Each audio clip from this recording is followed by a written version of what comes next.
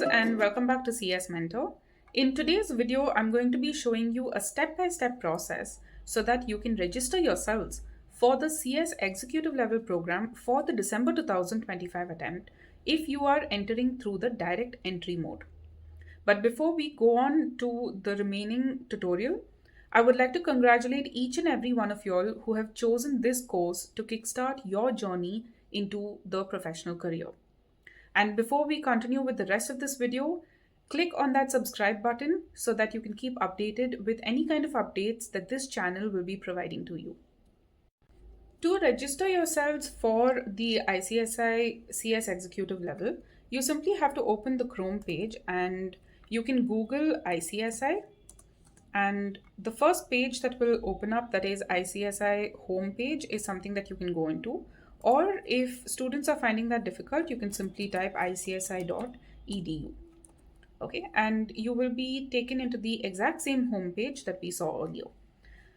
The next step is going to the tab known as Online Services, where you have three options over here. Now, since you are entering into the CS Executive program through the direct entry mode, it is the third option that is applicable to you.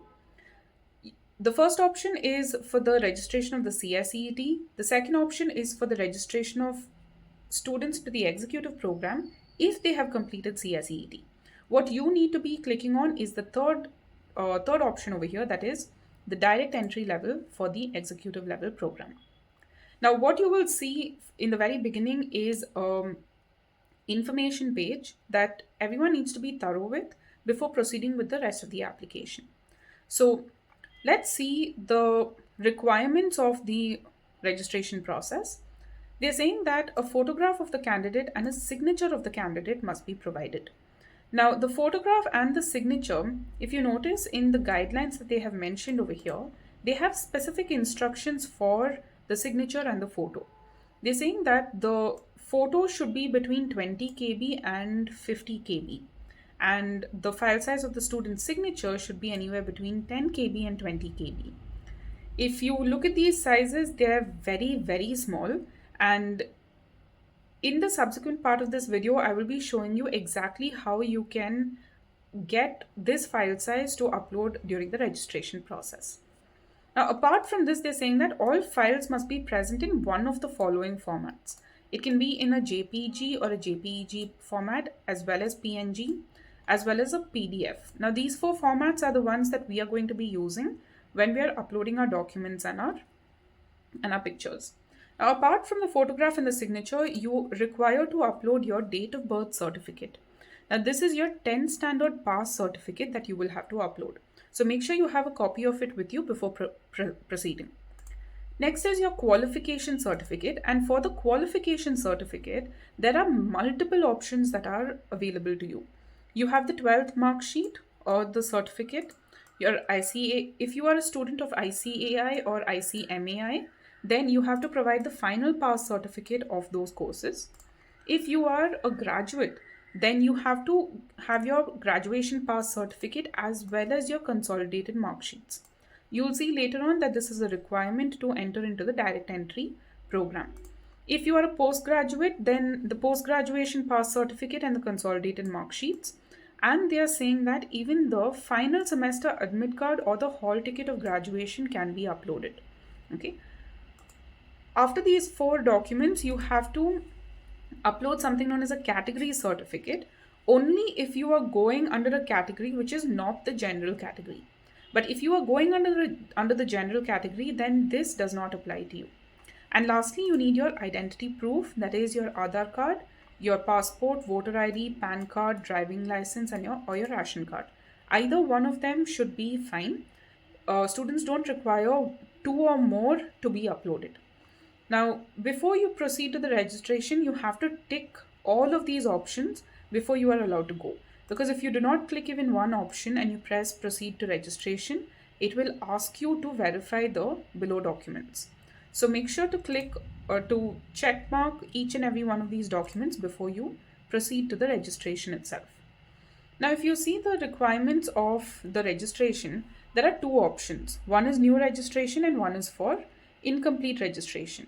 Now, incomplete registration is only those people who have already started the registration process and have left it halfway through, but we are going to be going through the new registration process. Simply go to the executive program and you can choose what is your qualification stage over here. Are you another professional, or have you completed your degree? And for this video I will be choosing the graduation passed as the example. Now, Aadhaar card number is not a compulsory requirement, because as you can see, the red asterisk is not available near the Aadhaar card number, and only if the red asterisk is present, it is mandatory in nature. So as you can see, the Aadhaar card number is not mandatory in nature, and so I'm going to leave this empty for the time being. Go ahead and choose your title and go ahead to put your name and other details as is required under this application. Okay. Now, for the purpose of the category in which you are applying in this registration process, I'm going to be choosing the general category, but as you all can see, there are multiple options that are available over here for those persons who wish to apply under the SC category, the OBC, if you are an ICSI staff, etc. Now, what kind of fee concession benefits do you get over here? For this, simply go to the eye that is located nearby, and you will be able to see all of the fee structure relating to this course for the executive, the CSET program, etc. If you come all the way down, you can see one topic over here that is known as the concession in fee for the registration to the programs. And you can see over here that there are multiple exemptions which are granted to certain categories of persons. Now let's come back to our application itself. Since I'm going ahead with the general application, we have nothing more to look at.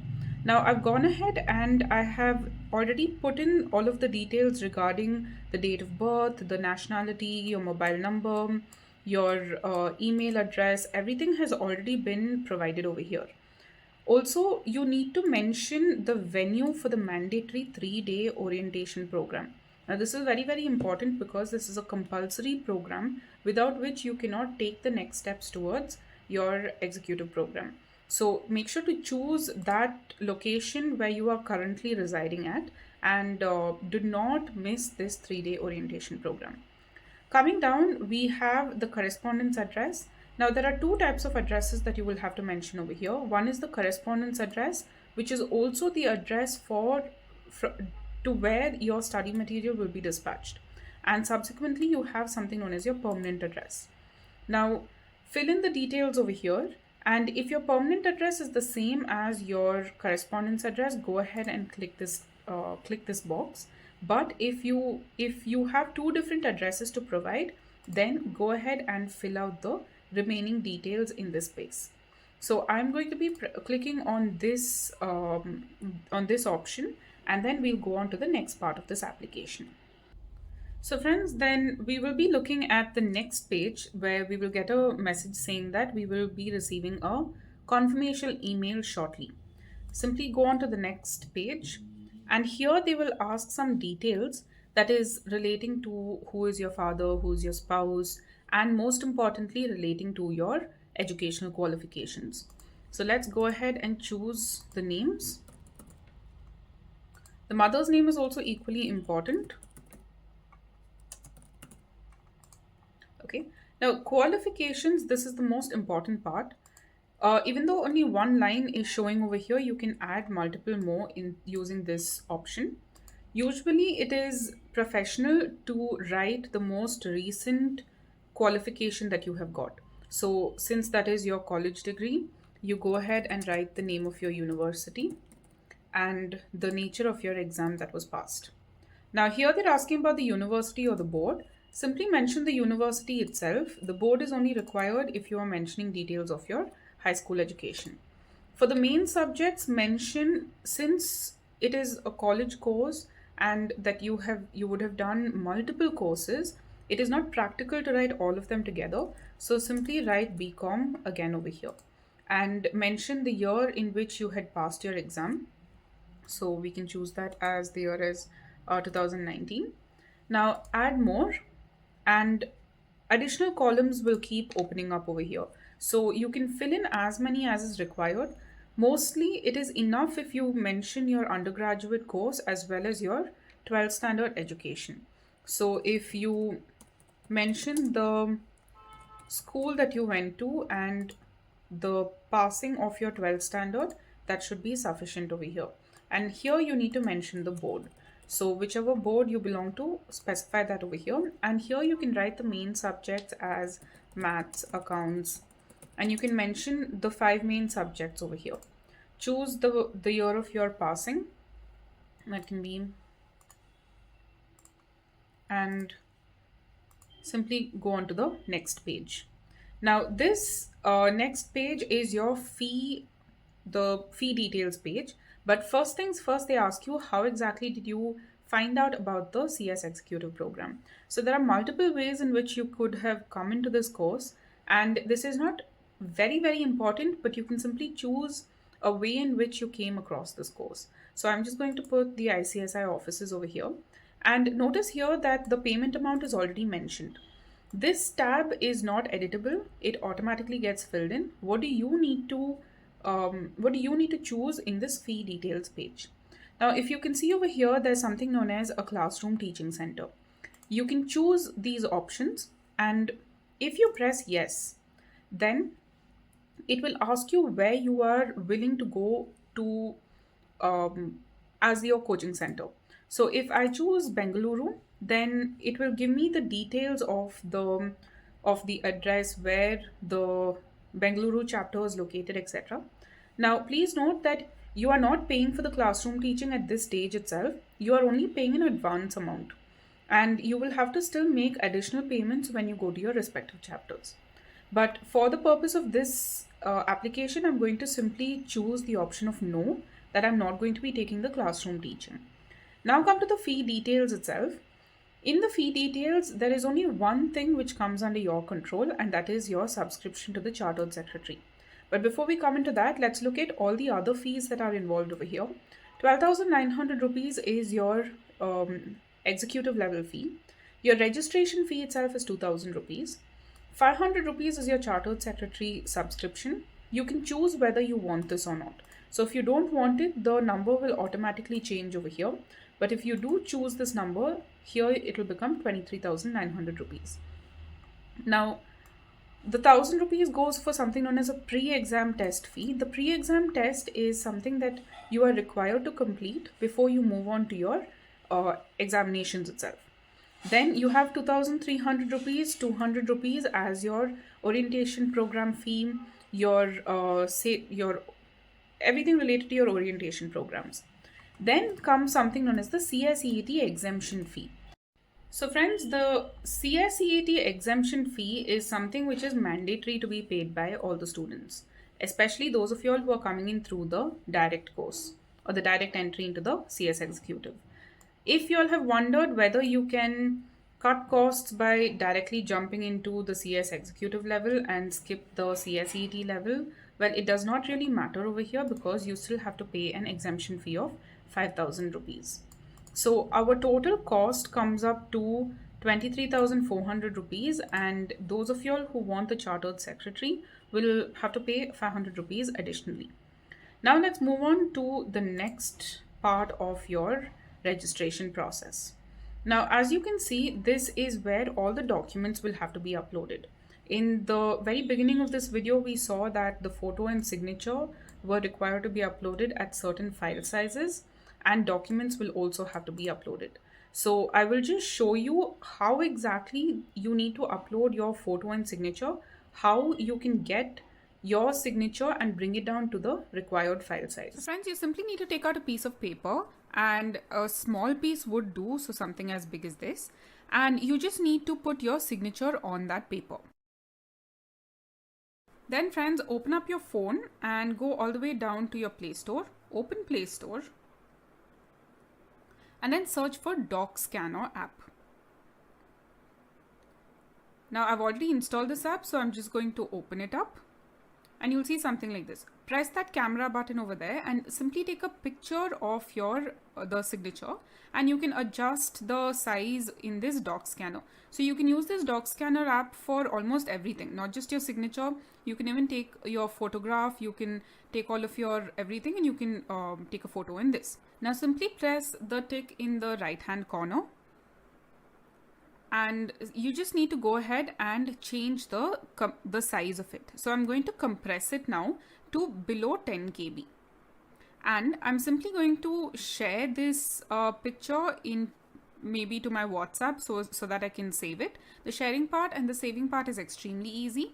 Don't forget to share it as a JPEG file, so I'm saving it as the ICSI signature, a small file as well as JPEG. Then you can go ahead and share it to WhatsApp. And now that my file is saved properly, so I've done this with regards to my signature, my photo, all of my documents that I've taken, and I've kept it ready. We're going to continue with the registration process. Now that we have got our signature, you can also do the same thing with respect to your photo also. But some students may have file sizes which are extremely large. So as you can see over here, the photo, one PNG file of mine is 1393 KB, which if you follow the exact same process that I showed you right now, may not be possible to compress at that level. Okay, so what I'm going to be doing is I'm going to be showing you another method which you can use for the purpose of compressing your PNG files. So simply open a new tab and write compress PNG to below 10 KB. Now, if you go into this page, the first option is something that I have used and it works well. So simply go inside this and select your image. Select your photo, and it will automatically compress this to you for you within the 10 KB limit. And this photo will get compressed to a file size of around 8.82 KB. Download it and keep it ready with you. Now go back to your registration page, and over here you will be asked to upload your photo and your signature. So simply choose your file, and notice over here that if my file is named oddly, then actually it will not upload. Okay, so if you see over here, okay, so this has been uploaded already, the photo, but generally if you choose a random photo name, it will not get uploaded. So next, let's move on to the signature. The signature I've already mentioned over here as signed, so make sure that your file names are proper so that there's no issues. Upload this document, and the photo and the signature will appear to you over here. Now, it will also show in this column over here regarding the number of documents which have been uploaded. We come down to the document upload part. All your documents should be saved in your PDF format. Okay, it also accepts PNG formats, but we'll go ahead and upload the PDF formats. So we'll go ahead with the 10+2 mark sheet. You can choose your respective year and choose the path. So over here I have, say, doc2, and I press upload. Now notice over here how this error keeps coming up. This is the error that I said will come up even when you upload your photo and your signature. So be careful to rename it, and that's exactly what I'm going to do. I already have a document which I've simply renamed as doc. Simply choose this and go ahead and upload it.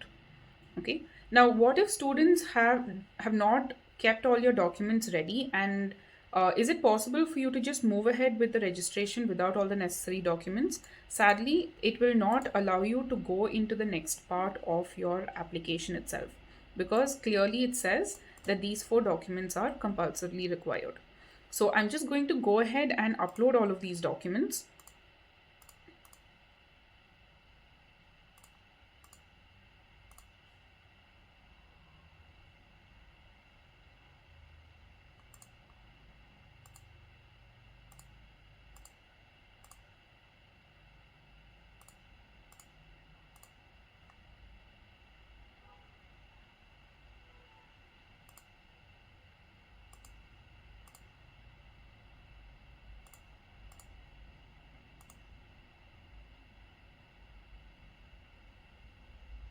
Now, many students actually had the question of whether it is compulsory to have your consolidated mark sheets.